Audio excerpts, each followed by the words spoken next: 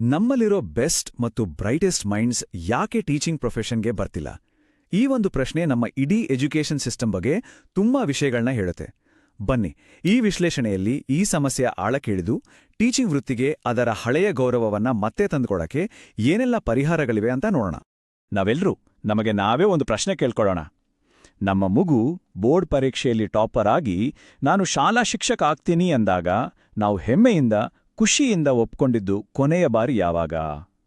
ಆ ಪ್ರಶ್ನೆಗೆ ಉತ್ತರವಾಗಿ ಬರೋ ಮೌನ ಇದೆಯಲ್ಲ, ಅದೇ ನೋಡಿ ಇವತ್ತು ಟೀಚಿಂಗ್ ವೃತ್ತಿ ಎದುರಿಸ್ತಿರುವ ಪ್ರತಿಷ್ಠೆಯ ಬಿಕ್ಕಟ್ಟಿಗೆ ಹಿಡಿದ ಕೈಗನ್ನಡಿ. ಹಾಗಿದ್ರೆ ನಮ್ಮ ಇವತ್ತಿನ ಚರ್ಚೆಯಲ್ಲಿ ಮೊದಲು ಈ ಸಮಸ್ಯೆ ಮೂಲ ಎಲ್ಲಿದೆ ಅಂತ ನೋಡೋಣ. ಆಮೇಲೆ ಫಿನ್ಲ್ಯಾಂಡ್, ಸಿಂಗಾಪುರ್ನಂತಹ ದೇಶಗಳು ಇದನ್ನ ಹೇಗೆ ಸರಿಪಡಿಸಿದ್ವು ಅಂತ ತಿಳಿದುಕೊಂಡು ಭಾರತಕ್ಕೆ ಯಾವ ರೀತಿ ಒಂದು ಪಾಲಿಸಿ ಫ್ರೇಮ್ವರ್ಕ್ ಬೇಕು ಅಂತ ಒಂದು ಮಾರ್ಗಸೂಚಿಯನ್ನ ನೋಡೋಣ. ಮೊದಲನೇದಾಗಿ ಈ ಸಮಸ್ಯೆಯ ಬೇರು ಎಲ್ಲಿದೆ ಅಂತ ಅರ್ಥ ಮಾಡ್ಕೊಳ್ಳೋಣ. ಒಂದು ಕಾಲದಲ್ಲಿ ಸಮಾಜದಲ್ಲಿ ಅತ್ಯಂತ ಗೌರವಯುತ ಸ್ಥಾನದಲ್ಲಿದ್ದ ಈ ಬೋಧನಾ ವೃತ್ತಿ ಇವತ್ತು ಯಾಕೆ ಯುವಜನರ ಕೆರಿಯರ್ ಲಿಸ್ಟ್ನಲ್ಲಿ ಕೆಳಗಿದೆ? ಇದಕ್ಕೆ ಕಾರಣವಾದ ವ್ಯವಸ್ಥಿತ ಸಮಸ್ಯೆಗಳು ಏನು ಅನ್ನೋದನ್ನು ಮೊದಲು ನೋಡೋಣ. ಭಾರತದಲ್ಲಿ ಇವತ್ತು 2 ರೀತಿಯ ಶಿಕ್ಷಕರಿದ್ದಾರೆ. ಒಂದು ಕಡೆ ಒಳ್ಳೆ ಸಂಬಳ, ಪೆನ್ಷನ್, ವೃತ್ತಿ ಭದ್ರತೆ ಇರೋ ಸರ್ಕಾರಿ ಶಾಲಾ ಶಿಕ್ಷಕರು. ಇನ್ನೊಂದು ಕಡೆ ಲಕ್ಷಾಂತರ ಮಕ್ಕಳಿಗೆ ಶಿಕ್ಷಣ ಕೊಡ್ತಿದ್ರು, ತೀರಾ ಕಡಿಮೆ ಸಂಬಳ, ಭವಿಷ್ಯದ ಬಗ್ಗೆ ಯಾವ ಗ್ಯಾರಂಟಿಯೂ ಇಲ್ಲದೆ ಬದುಕ್ತಿರುವ ಖಾಸಗಿ ಶಾಲಾ ಶಿಕ್ಷಕರು. ಈ ಅಜಗಜಾಂತರ ವ್ಯತ್ಯಾಸವೇ ನಮ್ಮ ಶಿಕ್ಷಣ ವ್ಯವಸ್ಥೆಯ ಅತೀ ದೊಡ್ಡ ಸವಾಲು. ಏನೂ ಮಾಡೋಕ್ಕಾಗದವರು ಟೀಚರ್ ಆಗ್ತಾರೆ ಅನ್ನೋ ಈ ಮಾತು ಎಷ್ಟು ಹಾನಿಕಾರಕ ಅಲ್ವಾ? ಇದು ಸಮಾಜದಲ್ಲಿ ಈ ವೃತ್ತಿಗೆ ಎಷ್ಟು ಕಡಿಮೆ ಗೌರವ ಇದೆ ಅನ್ನೋದನ್ನ ತೋರಿಸುತ್ತೆ. ಎಲ್ಲೂ ಕೆಲಸ ಸಿಗ್ಲಿಲ್ಲ ಅಂದ್ರೆ ಕೊನೆಗೆ ಆಯ್ಕೆ ಮಾಡ್ಕೊಳ್ಳೋದು ಟೀಚಿಂಗ್ ಅನ್ನೋ ಮನಸ್ಥಿತಿ ಬಂದ್ಬಿಟ್ಟಿದೆ. ಇದು ಶಿಕ್ಷಕರ ಆತ್ಮಸ್ಥೈರ್ಯದ ಮೇಲೆ ಎಂಥ ಪರಿಣಾಮ ಬೀರ್ಬೋದಂತೊಮ್ಮೆ ಯೋಚನೆ ಮಾಡಿ. ಹಾಗಾದ್ರೆ ಈ ಸಮಸ್ಯೆಗೆ ಪರಿಹಾರ ಎಲ್ಲಿದೆ? ಬೋಧನಾ ವೃತ್ತಿಯ ಘನತೆಯನ್ನ ಮತ್ತೆ ತರಕ್ಕಾಗುತ್ತಾ? ಖಂಡಿತ ಸಾಧ್ಯ ಇದೆ. ಫಿನ್ಲ್ಯಾಂಡ್ ಮತ್ತು ಸಿಂಗಪೂರದಂತಹ ದೇಶಗಳು ಇದನ್ನ ಹೇಗೆ ಮಾಡಿ ತೋರಿಸಿದ್ವು ಅಂತ ನೋಡಿ ಕಲಿಯೋಣ ಬನ್ನಿ. ಫಿನ್ಲ್ಯಾಂಡ್ ಒಂದು ಅದ್ಭುತವಾದ ಕೆಲಸ ಮಾಡಿತು. ಅವರು ಎಲ್ಲ ಟೀಚರ್ ಟ್ರೈನಿಂಗ್ ಕಾಲೇಜುಗಳನ್ನೇ ಮುಚ್ಚಿ ಆ ಜವಾಬ್ದಾರಿಯನ್ನ ದೇಶದ ಟಾಪ್ ಯೂನಿವರ್ಸಿಟಿಗಳಿಗೆ ಕೊಟ್ಟರು. ಇದರಿಂದ ಏನಾಯ್ತು ಅಂದ್ರೆ ಟೀಚರ್ ಆಗೋದು ತುಂಬಾನೇ ಕಷ್ಟ ಮತ್ತು ಗೌರವಾನ್ವಿತ ಅನ್ನೋ ಭಾವನೆ ಬಂತು. ಎಜುಕೇಷನ್ಗೆ ಅವರು ಹಾಕಿದ ಅಡಿಪಾಯ ಅದು. ಸಿಂಗಾಪುರ ಬೇರೆಯದೇ ದಾರಿ ಹಿಡಿಯಿತು. ಅವರು ರಾಷ್ಟ್ರಮಟ್ಟದ ಈ ದೊಡ್ಡ ದೊಡ್ಡ ಜಾಹೀರಾತು ಕ್ಯಾಂಪೇನ್ಗಳನ್ನು ಮಾಡಿ ಟ್ಯಾಕ್ಸ್ ವಿನಾಯಿತಿ, ಮನೆ ಸೌಲಭ್ಯಗಳಂತಹ ಆಫರ್ಗಳನ್ನು ಕೊಟ್ಟು ಟಾಪ್ ಟ್ಯಾಲೆಂಟ್ಗಳನ್ನು ಟೀಚಿಂಗ್ಗೆ ಆಕರ್ಷಿಸಿದರು.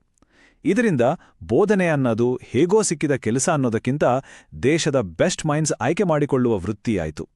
ಸರಿ, ಬೇರೆ ದೇಶಗಳಿಂದ ಕಲಿತ ಪಾಠಗಳನ್ನ ಈಗ ಭಾರತದ ಪರಿಸ್ಥಿತಿಗೆ ಹೇಗೆ ಅಳವಡಿಸ್ಕೊಳ್ಬೋದು? ನಮ್ಮ ದೇಶದಲ್ಲಿ ಶಿಕ್ಷಕರ ಘನತೆಯನ್ನ ಮತ್ತೆ ಸ್ಥಾಪಿಸೋಕೆ ನಾವು ಯಾವೆಲ್ಲ ನಿರ್ದಿಷ್ಟ ಸುಧಾರಣೆಗಳನ್ನು ತರಬಹುದು ಅನ್ನೋದನ್ನೇ ಈಗ ಚರ್ಚಿಸೋಣ. ಮೊದಲನೇ ಹೆಜ್ಜೆ ಆರ್ಥಿಕ ಘನತೆ. ಅಂದ್ರೆ ಪ್ರೈವೇಟ್ ಅಥವಾ ಗವರ್ನ್ಮೆಂಟ್ ಸ್ಕೂಲ್ ಅನ್ನೋ ಭೇದಭಾವ ಇಲ್ಲದೆ ಎಲ್ಲ ಶಿಕ್ಷಕರಿಗೂ ಒಂದು ನ್ಯಾಯಯುತ ಸಂಬಳ ಸಿಗುವ ಹಾಗೆ ನೋಡಿಕೊಳ್ಳೋದು. ಇದಕ್ಕಾಗಿ ಸಂಬಳ ನಿಯಂತ್ರಣ ಸಮಿತಿಗಳನ್ನ ಸ್ಥಾಪಿಸುವುದು ಅತ್ಯಗತ್ಯ. ಇದು ವೃತ್ತಿಗೆ ನಾವು ಕೊಡುವ ಮೊದಲ ಗೌರವ. ಸಿವಿಲ್ ಸರ್ವಿಸ್ ಆಫೀಸರ್ಗಳಿಗೆ ಸಿಗುವ ಹಾಗೆ ಶಿಕ್ಷಕರಿಗೂ ಒಂದು ವಿಶೇಷ ವೃತ್ತಿಪರ ಸ್ಥಾನಮಾನ ಕೊಡಬೇಕು. ಇದರಿಂದ ಅವರಿಗೆ ಸ್ಪೆಷಲ್ ಇನ್ಶೂರೆನ್ಸ್, ಕಡಿಮೆ ಬಡ್ಡಿ ದರದಲ್ಲಿ ಸಾಲ, ಆದಾಯ ತೆರಿಗೆ ವಿನಾಯಿತಿ, ಮನೆ ಸೌಲಭ್ಯಗಳು ಸಿಗುತ್ತೆ. ಇದೆಲ್ಲ ಕೇವಲ ಸೌಲಭ್ಯಗಳಲ್ಲ, ಬದಲಾಗಿ ನಾವು ಅವರಿಗೆ ಕೊಡುವ ಗೌರವದ ಸಂಕೇತ. ಇದೊಂದು ಬಹಳ ಮುಖ್ಯವಾದ ಪ್ರಶ್ನೆ. ದೇಶದ ಭವಿಷ್ಯವನ್ನ ರೂಪಿಸೋ ಕೆಲ್ಸವನ್ನ ಸರ್ಕಾರಿ ಮತ್ತು ಖಾಸಗಿ ಎರಡೂ ಶಾಲೆಯ ಶಿಕ್ಷಕರು ಮಾಡ್ತಾರೆ. ಹಾಗಿದ್ಮೇಲೆ ಸೌಲಭ್ಯಗಳಲ್ಲಿ ಯಾಕೆ ತಾರತಮ್ಯ? ಅವರ ಜವಾಬ್ದಾರಿ ಒಂದೇ ಆಗಿರುವಾಗ ಅವರಿಬ್ಬರಿಗೂ ಸಮಾನ ಗೌರವ ಮತ್ತು ರಕ್ಷಣೆ ಸಿಗಲೇಬೇಕು ಅಲ್ವಾ? ವೃತ್ತಿಯ ಪ್ರತಿಷ್ಠೆಯನ್ನು ಹೆಚ್ಚಿಸಬೇಕಂದ್ರೆ ಎಂಟ್ರಿ ಲೆವೆಲ್ನಲ್ಲೇ ಬದಲಾವಣೆ ತರಬೇಕು. ಮಾಸ್ಟರ್ಸ್ ಡಿಗ್ರಿಯನ್ನ ಕಡ್ಡಾಯ ಮಾಡಿ ಐಐಟಿ, ಐಐಎಂನಂತಹ ಟಾಪ್ ಸಂಸ್ಥೆಗಳಲ್ಲಿ ಟೀಚರ್ ಟ್ರೈನಿಂಗ್ ಕೊಟ್ರೆ ಖಂಡಿತವಾಗಿಯೂ ಈ ವೃತ್ತಿ ದೇಶದ ಅತ್ಯುತ್ತಮ ಪ್ರತಿಭೆಗಳನ್ನ ಆಕರ್ಷಿಸುತ್ತೆ. ಕೊನೆಯದಾಗಿ ನಾವೆಲ್ಲರೂ ಒಂದು ಮೂಲಭೂತ ಸತ್ಯವನ್ನ ನೆನ್ಪಿಟ್ಕೊಳ್ಬೇಕು. ಟೀಚಿಂಗ್ ಪ್ರೊಫೆಷನ್ ಎಷ್ಟು ಮುಖ್ಯ ಅಂತ ನಾವು ಅರ್ಥ ಮಾಡ್ಕೊಳ್ಳದೆ ನಮ್ಮ ದೇಶದ ಭವಿಷ್ಯವನ್ನ ಉಜ್ವಲಗೊಳಿಸೋಕೆ ಸಾಧ್ಯವೇ ಇಲ್ಲ. ಈ ಮಾತಿನ ಶಕ್ತಿಯನ್ನ ಒಮ್ಮೆ ನೋಡಿ. ಇದು ಕೇವಲ ಒಂದು ವೃತ್ತಿಯಲ್ಲ, ಇದು ಉಳಿದ ಎಲ್ಲ ವೃತ್ತಿಗಳನ್ನ ಸೃಷ್ಟಿಸುವ ಒಂದು ಮಹಾನ್ ವೃತ್ತಿ. ಡಾಕ್ಟರ್, ಇಂಜಿನಿಯರ್, ಸೈಂಟಿಸ್ಟ್ ಇವರೆಲ್ಲರ ಅಡಿಪಾಯವನ್ನ ಹಾಕೋದು ಒಬ್ಬ ಶಿಕ್ಷಕ. ಈ ಸತ್ಯವನ್ನು ನಾವು ಎಂದಿಗೂ ಮರೆಯಬಾರದು. ಹಾಗಾದ್ರೆ ನಾವು ಕೇಳಬೇಕಾದ ಅಂತಿಮ ಪ್ರಶ್ನೆ ಇದು: ಬೇರೆ ಎಲ್ಲ ಮಹತ್ವಾಕಾಂಕ್ಷೆಯ ಕೆರಿಯರ್ ಚಾಯ್ಸ್ಗಳ ಜೊತೆ ಸ್ಪರ್ಧೆ ಮಾಡುವಷ್ಟು ಶಕ್ತಿಯುತವಾಗಿ ನಾವು ಬೋಧನಾ ವೃತ್ತಿಯನ್ನು ರೂಪಿಸಿದ್ದೇವೆಯಾ? ಈ ಪ್ರಶ್ನೆಗೆ ಯಾವಾಗ ಹೌದು ಅನ್ನೋ ಉತ್ತರ ಸಿಗುತ್ತೋ ಆವಾಗ ನನ್ನ ಮಗು ಶಿಕ್ಷಕನಾಗ್ತಿದೆ ಅಂತ ನಾವೆಲ್ಲರೂ ಹೆಮ್ಮೆಯಿಂದ ಹೇಳ್ಕೊಳ್ಳೋ ದಿನವೂ ಬರುತ್ತೆ.